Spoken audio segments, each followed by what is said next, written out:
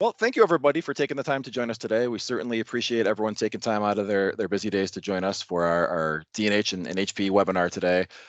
Really excited to have all of our guest speakers with us from HPE. I think we got some really great content built out for all of our partners that hopefully you'll take away some really good action items and some really good useful information for moving forward to how to partner together with D&H for all of your HPE business. So start with some quick introductions. My name is Casey Woodlock. I am our vendor business manager here at D&H, responsible for our HPE business. So my role is really making sure the two companies are very much aligned on programs, execution, things like that. With me today is three very special guests from HPE. I've got Wayne Bruneau, who's our distribution sales manager. He's kind of Wayne is kind of my counterpart on the HPE side. So Wayne and I work very closely together. Wayne manages the overall D&H relationship from an HPE standpoint. So we're very appreciative of his support and happy to have him with us today. And Wayne has brought with him a couple of other special guests from HPE, Michael Meek and Bryce Shepard. So Michael is our North American Solution Business Manager over at HPE. Bryce is the North America's Alliance Manager for AMD. And we're very thankful and happy that they've been able to join us today as well. As far as an agenda, we're going to keep it pretty conversational. I've got a few slides that I'll go through quickly at the top, just a couple, just to kind of set the stage with what D&H has built around our Modern Solutions business unit. And then I'm going to tap in Wayne for a brief conversation on some of our go-to-market programs, namely our HERO program and really what's going on as far as the overall relationship between D&H and HPE. And then Wayne will then turn it over to Michael and Bryce for a little bit more detailed conversation on the HPE side of the house. So with that, let's go ahead and get this kicked off. Go to the next slide. So this slide, breaking down the walls, this is really the conceptual slide that really talks about what we've built at D&H with our Modern Solutions business unit. So if you look at what we see with traditional distribution business units, they're very much siloed. So it's very much kind of that single vendor experience. So for example, you've got an HPE question, you come to the HPE team, they're able to support you, but maybe then you've got a corresponding a cloud question. Well, then they've got to kick that over to the fence to the cloud team, and you're talking to another team that supports that. Then maybe take it a step further. There's a technical component to that. Well, they've got to loop in tech support or technical resources. So there's a third team now that's involved.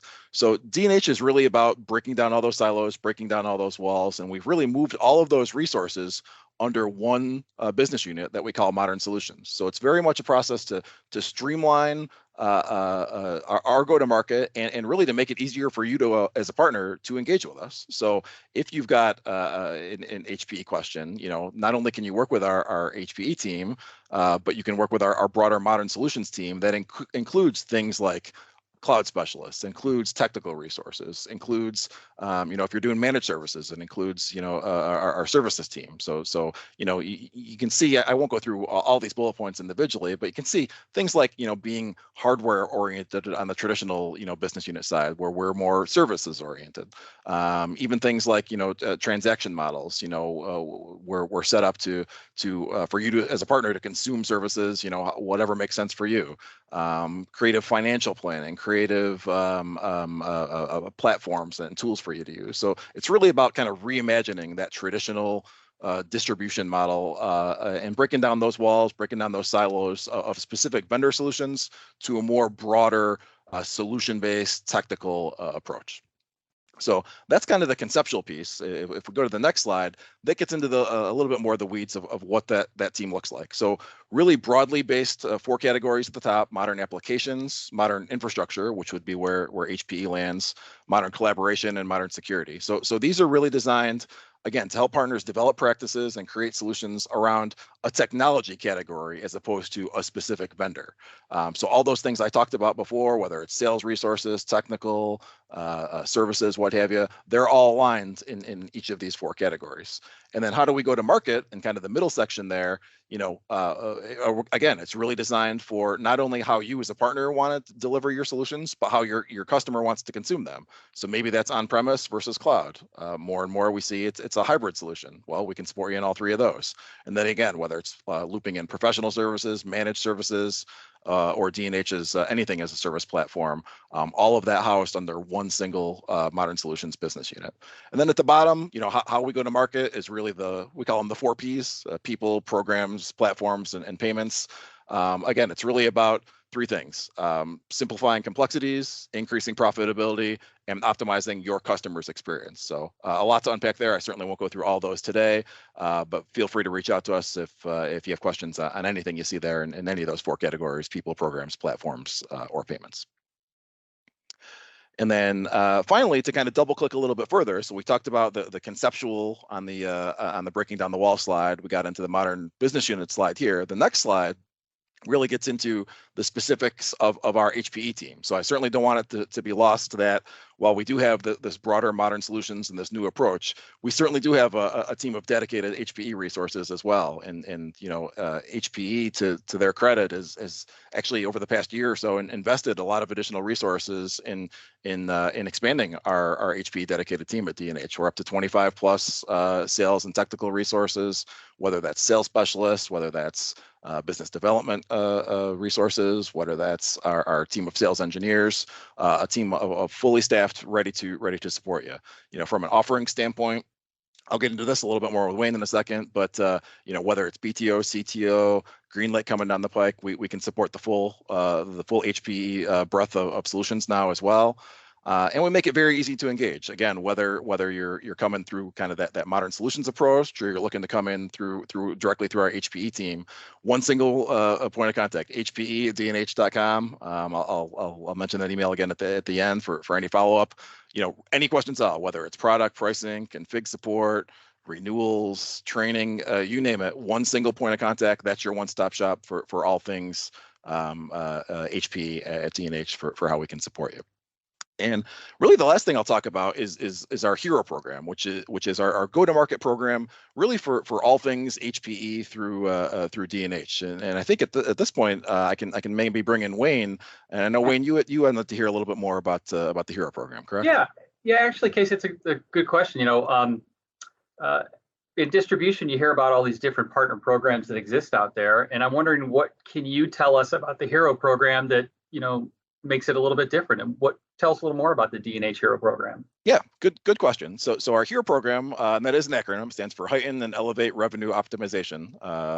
But really, at the end of the day, like I said, it's really about our go-to-market program for all things HPE through D&H, and it really is twofold. It is both an onboarding program as well as a growth program. So whether you're an SMB partner, whether you're doing managed services, it's really about streamlining all of those enablement resources and tools to ensure you as a partner, that your organization is equipped with all the necessary support to not just sell HPE, but to be successful doing so. So the framework is really designed to align D&H resources and value to all partners, and I do want to highlight all. So really, wherever you are as a partner in your HPE journey, HERO is there to support you. So how do we do that? We kind of look at three distinct stages. So stage 1 would be what we'd call kind of foundational support. So that's where you're a new partner. Maybe you're new to selling HPE. Maybe you're new to D&H. Maybe both of those things. You're gonna have some questions on how do I navigate those waters. So we're here to support you. HERO is going to give you all the white glove onboarding experience that you need on both sides, whether it's HPE, D&H, or both, to get you fully up and running to support that business, all the training and everything that you would need. As we kind of move up a level, we kind of look at level 2 being what we call like opportunity enablement. So that's going to be more your transactional stage. So you've passed the point of kind of needing that initial onboarding support. Maybe you've got a few deals under your belt. Well, how do we support those opportunities moving forward? So an example there would be, I mentioned our dedicated technical resources. So HERO partners get exclusive access to our team of HPE engineers in-house. So you're going to get their full support and scoping out opportunities, building them out, whether they're BTO, CTO, et cetera. We can really support those opportunities for you.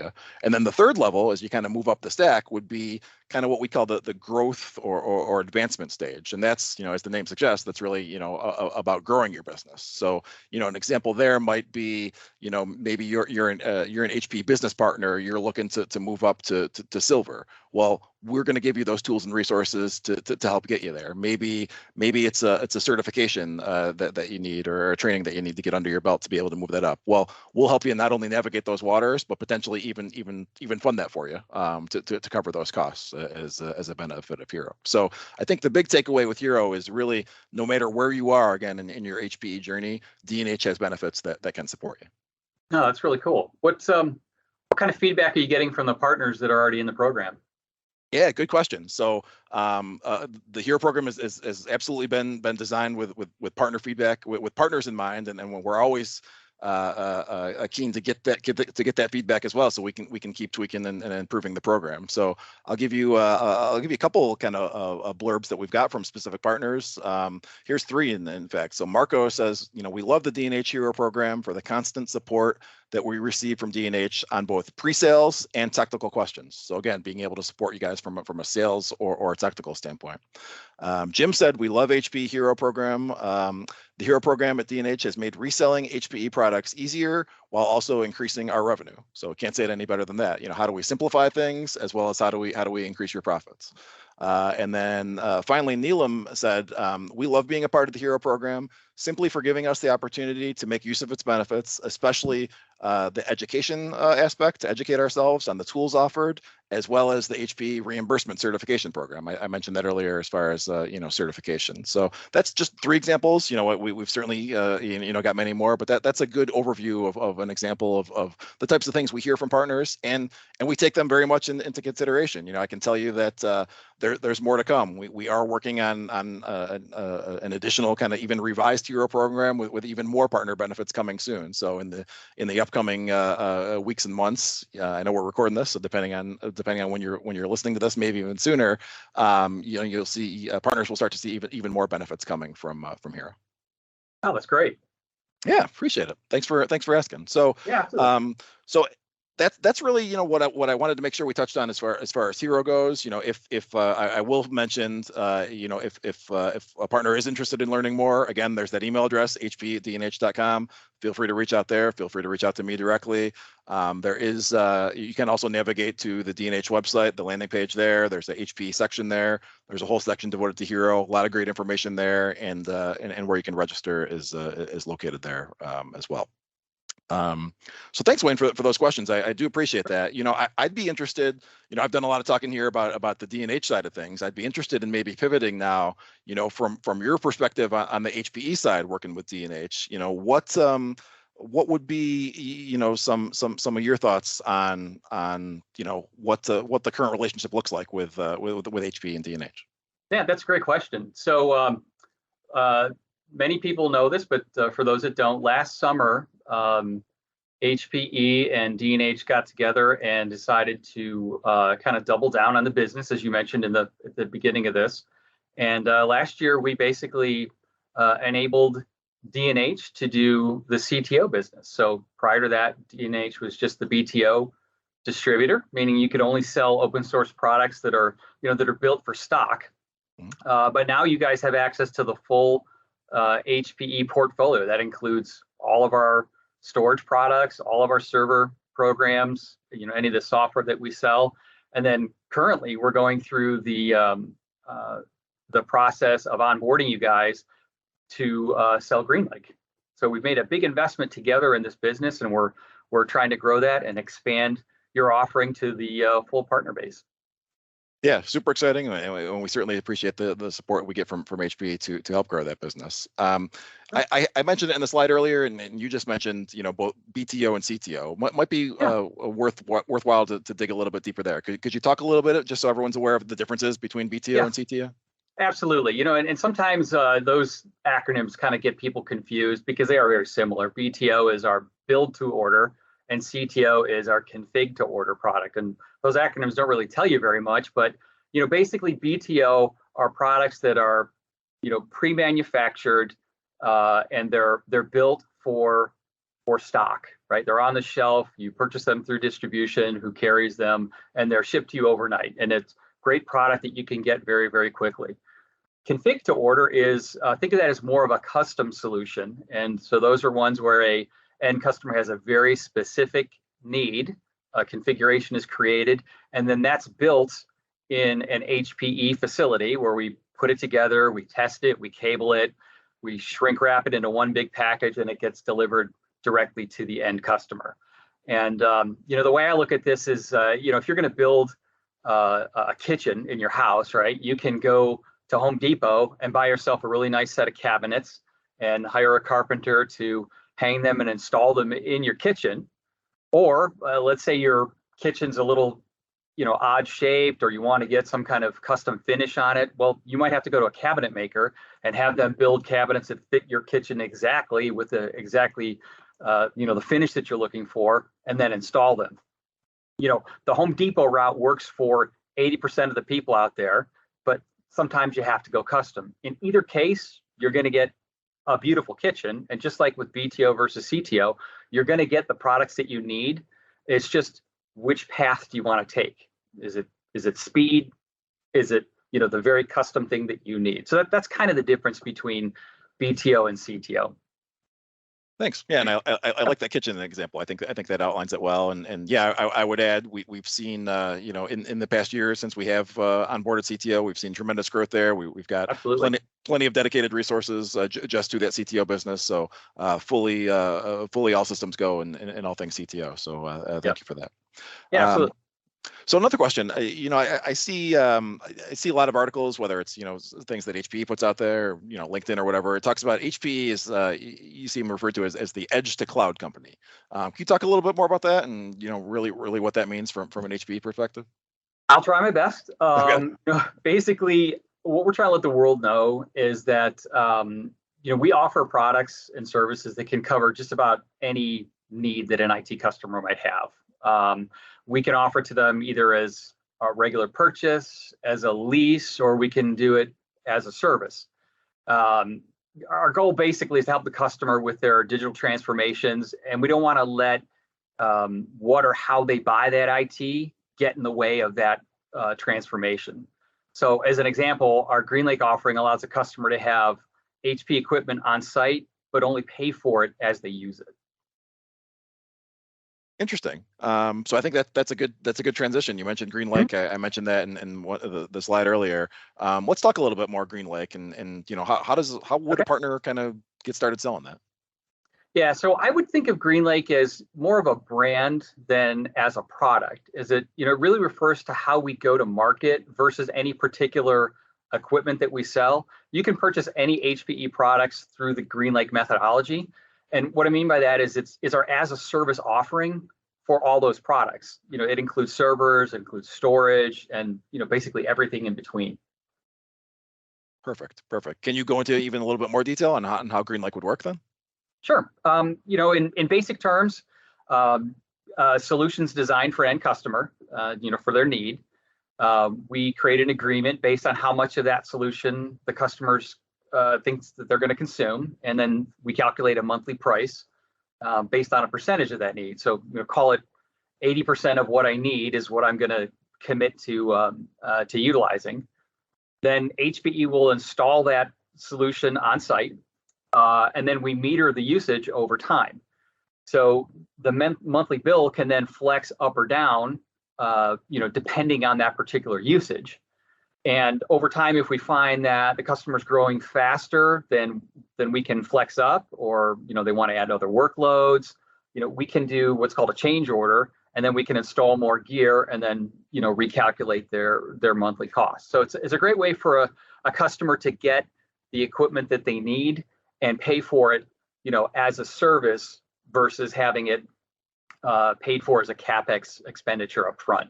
And really, the whole idea around GreenLake is to offer that cloud-like experience that they're used to with other platforms like an AWS or what have you, but the equipment is actually on premise, and that's becoming more and more important to partners and to customers because of things like security. Yep. Yeah, I agree for sure, and I know it. And as the D&H side, we're super excited to get up and running with GreenLake. I see big things and big opportunities for our partners. So I think this next year is could very much be kind of the year of GreenLake as we kind of get ramped up here. So excited about that. Sure. So I guess one follow-up question on GreenLake. I can certainly see, and you did a good job explaining why that would be good for the customer and maybe even for HPE as well. What do you see as the big value add for the partner in this case? That's a great question. There's several things, really. First of all, it creates a very sticky relationship because you are entered into an agreement that's multi-year. And we also have evidence that over 70% of the deals that we've done through GreenLake also have a change order that comes, within the first 6 months. So not only is it a longer term conversation, but we find that customers enjoy the solution so much and the experience so much that they actually want to bring more into GreenLake. And then I think the other thing is that it also helps the partner create a recurring revenue model because of that monthly billing cycle. And it's a very lucrative model when we take a look at what's in it for the partner during the Partner Ready program. And there's tons of information that we can give your partners to give them all the details on that part of the program. Awesome, great, thank you for that. All right, so I think my last question for you then is, we've I talked a lot about D&H, you've talked a lot about HPE. So one question that comes to mind is, if a D&H partner is say used to selling a competitor, a Dell, a Lenovo, sure. why should they switch to HPE? It's a great question, and I think there's a lot of answers. At a high level, I'd say it's got to be things like our strategy, right? Being the edge to cloud manufacturer, I think our strategy is just better than the other guys. We're building world-class products today. I mean, we've got a supercomputer on the ISS, space station right now, as an example. But we're also reinventing how customers can consume and use our products through things like what we just talked about through GreenLake. Mm-hmm. But there's a lot of other reasons for that competitive, for those differences between the competition. And I think maybe what I can do at this point is pull Michael Meek into the conversation because he can kind of tell us a little bit more about the competitive nature. So Michael, why don't you kind of dive into that a little bit? Yeah, no, absolutely. Thanks for having me, Casey and Wayne. Happy to be here. So excited to talk with you guys. So my role at HPE is focused on our competitive advantage. And so we get the question all the time, right? Why should I sell HPE servers? And really, it's really simple. What you can tell your customers is that when you go with HPE, you're going with the most secure industry standard server. That's something that you put little capital letters in front of each one of the words, right? Because it's a trademark, right? It's something that HPE can say and our other vendors cannot. And it boils down to our ILO 6 chip and the technology that we have in there. Before I go into ILO 6, and go into our ILO platform, I really just want to cover why HPE is so drilled down in the security message. We know you guys as partners and your customers are just worried about the impacts of cybersecurity. And we have a little slide just based on the numbers, right? And hopefully this isn't something that you've experienced, but maybe something that you're starting to see is that, year over year, we're seeing cybersecurity attacks increase into the trillions. Can we go into the next slide? And by 2022, right, it was a busy year for cyber criminals, and it's going to continue to be, right? This is going to be something we've seen 10.5 trillion in cybersecurity attacks and cybercrime over by 2025, and this is going to be 15% year over year growth. So if this security message isn't something that you and your customers have really started to dive into, this is a great opportunity and a chance to lead with HPE because we do offer the most secure industry standard server. The way that we're able to do that is through our ILO 6 chip, and in common terms is what's a baseboard management controller. This is what's going to control the inside of the server from the fan speeds, the temperature settings, right? Give you a perspective into server control 101, right? And what separates HPE from our competition is that we create this baseboard management controller while our competitors pull it off of the shelf and then rely on Intel and AMD technology to add an extra layer of security. For HPE and for our ILO chip, this just isn't good enough. And so this means that we're able with our ILO chip to offer zero trust at a silicon level. It gives that handshake process for the boot up to happen. So That was a really technical answer, Wayne, but we want partners that are working with HPE to know that if you work with HPE, our platforms are synonymous with security when it comes to ProLiant. If we go to the next slide, I mean, if you've been with HPE for a while, you may know that HPE, our ILO 5 chip is what we had in our Gen 10 and Gen 10 Plus models, and then with our Gen 11 models, which we're going to talk about here in just a second. Is that our ILO 6 chip is now our latest and greatest. If you're following along right on the stack here, that kind of fingerprint or that handshake that we talked about going from ILO 6 and the hardware going up into the firmware, basically giving that permission to boot, is now going to be extended through a technology called SPDM to options, so qualified options. So again, just pushing that layer of security out another level. So yeah, I think that was a long-winded answer, Wayne, but we really are serious about the security message, and zero trust is something that our competitors and really the industry is starting to use as a whole. But HPE stands by that with our ILO chip. Hey, Meek, I got a quick question here. The security piece for our servers is really, really important. What else from an HPE standpoint do we offer our customers to give an advantage over the competition? Yeah, it's great. I mean, that's a great question. I mean, everybody, I think any server, company would love to say that our hardware is the most secure, and that's not something that everybody's able to do. But we do know that servers are designed to run workloads. Servers are designed to accomplish an output for your customer's business. And so two things that I think really separate HPE. First are going to be our management tools. So our ILO GUI, which allows the control into the server. Our new HPE GreenLake for Compute Ops Manager is a single pane of glass to control firmware updates and compute operations outside of the data center, right? And then if you're using, our data center products, OneView, we're continuing to make, advances with that and feel like that product has a compelling narrative versus the competition.